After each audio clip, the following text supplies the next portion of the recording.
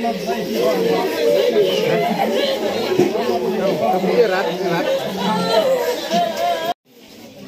kemet jengki Ngut ki Shipra ke belah Khlad no nak jingsha telep ha ka Khyndew ka balaja ha ka step jangka Khyndew terik benai jeliu arajar arpulai ha Pyndengrei latep Donburom no ha ka khat Khyndew terik jeliu ha ulum Jingtwa ka balang Presbyterian Maulang Nyang West Castles district.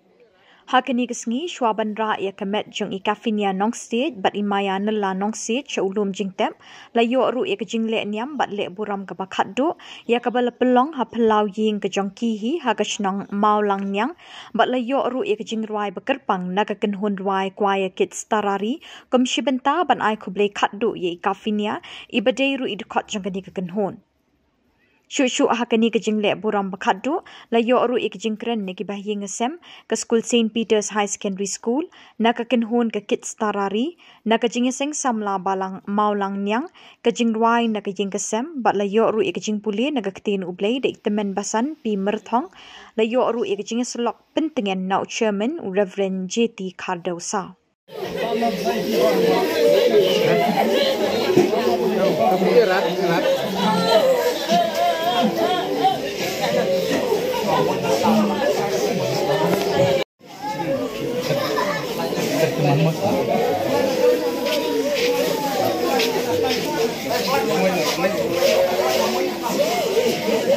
Kaba krau,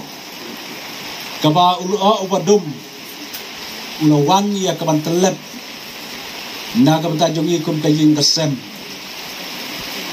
kakapor kaba kendit,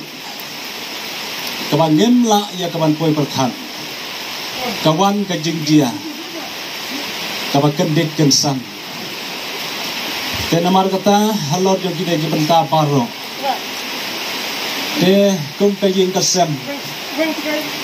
Ni penpau kena kapor ia kajing pediang sauha.